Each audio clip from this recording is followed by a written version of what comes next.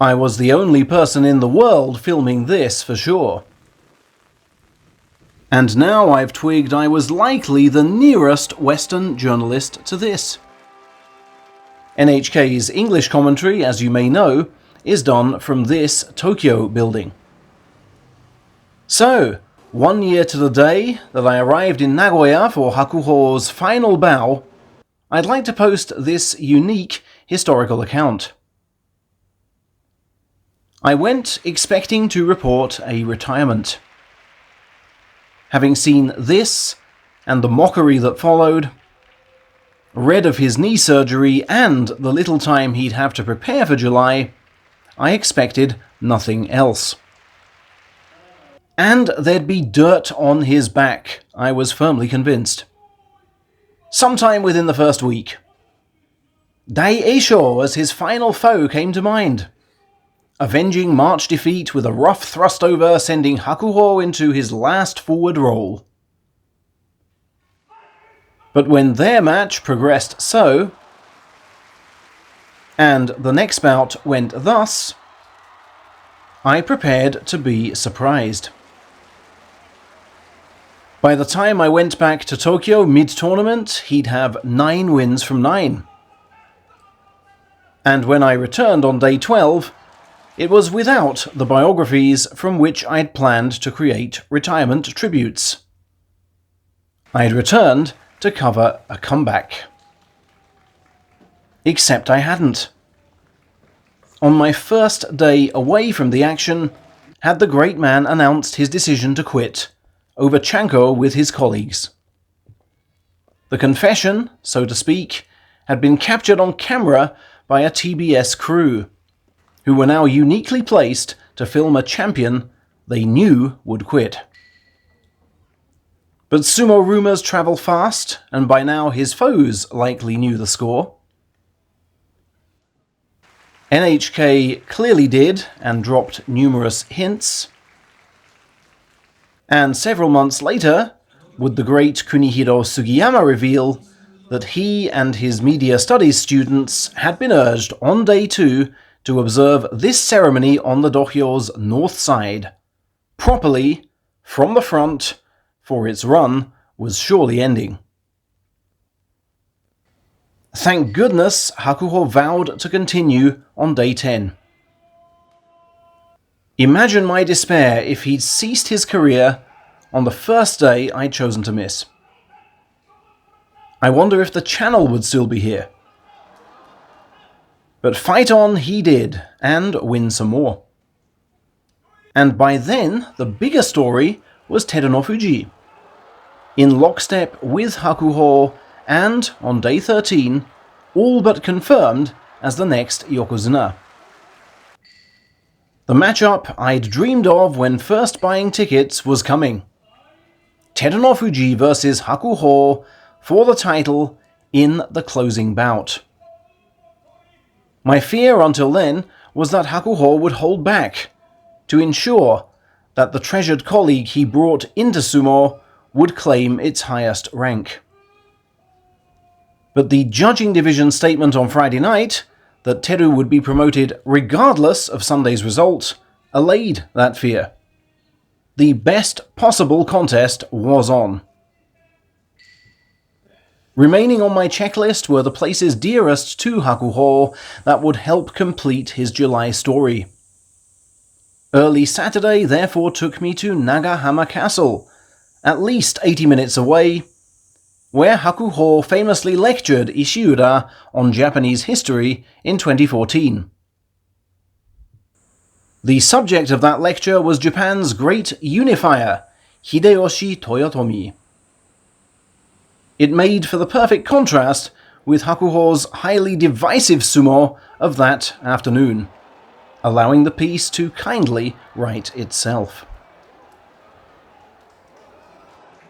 And it was likely that visit, and the image of Ishiura's constantly nodding head, which crystallized the idea of a Hakuho lecture in my mind. The idea of the final day piece done in the form of a lecture delivered by Hakuho to Terunofuji, his Yokozuna successor. As the day would also mark my full year of arena coverage, I wanted to showcase this channel's successes too, working as much archive footage into that lecture as feasible. And what made the piece tick was my strong personal investment in it. The desire to show myself, amid many doubts, how much I had grown as a sumo reporter since first witnessing Nagoya in 2008. Essentially having gone from naive, non-Japanese speaking kid to someone who navigates the city and its sumo figures quite freely. It was a way of describing my sumo journey, and his, in tandem, starting with his first Nagoya title as Yokozuna, and ending with his last. For that's the thing, despite bull-like Terunofuji's faultless fortnight, I never saw Hakuho losing. There was no plan at all for a piece toasting a Terunofuji success. I guess emotion conquered. Like most people there, I hoped for Hakuho, the champ we'd all grown up with, to conquer. Hence, Sunday morning brought a trip to Kyoto to try and find the Celestial. Something from on high which represents a Yokozuna's view of the world, doubtless inspired by the upper floor of Nagahama Castle the day before. I'd been to Kyoto back in 2015 and remembered the high altitude of Kiyomizu Temple, which, after much running, I rediscovered to shoot this. On returning to Nagoya later than planned, I saw these men heading home, an image which, combined with the eerily quiet Sunday streets, had me wondering if the arena itself were empty. But enough wrestlers and fans remained to create a very crowded feel.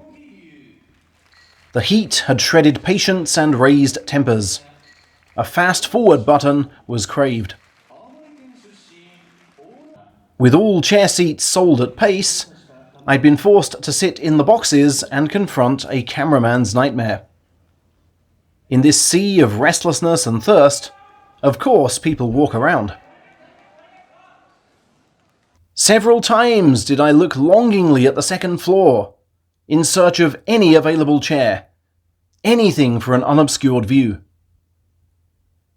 But thanks to pandemic rules, it was 2 to a box, not 4, meaning, due to fans' natural tendency to rest elbows on rails, gaps would be left between heads.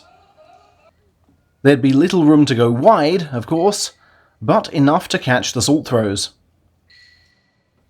And if I shot between the father and daughter in front, from that kind of range, I'd have the perfect video. I reasoned and gambled. Having staked 2 whole weeks and perhaps more on this channel outcome, an attack of the shakes ensued. Please let me not drop the camera, did I tell my tired hands. We had to keep rolling. This was priceless, priceless footage. Somehow, I got through that 6-minute face-off with minimal pause. Backsides were glued to seats. My angle would be okay. It was simply a question of keeping the camera up. The YouTube piece was all set. Yet still, they kept us waiting with that stare down. And had my heart throbbed any more, the mic might have heard.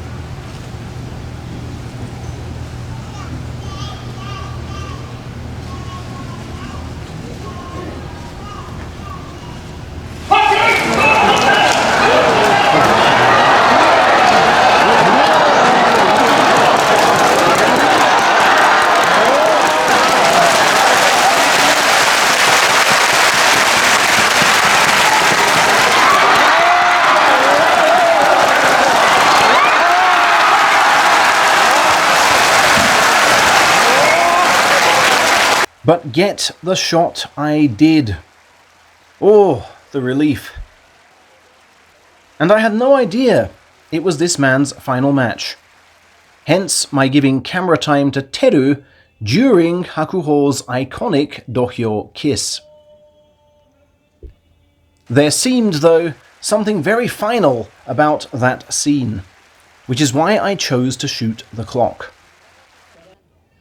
I was likely elated the channel had made it through to this time, despite all the things that might have gone wrong. But on another level, I sensed this was for Hakuho. A record of a defining time on a momentous day, measured without a second hand, as if the clock had stopped. How quickly those sumo banners came down once the match was fought. Less than 1 hour later, they were nowhere in sight, not even the champs. Robbed, then, of a final glimpse of that banner against this backdrop, he would surely not last another year, I searched for one final memento shot of a great 2-week adventure. Bye-bye Nagoya, did I doubtless say. I really meant bye-bye Hakuho.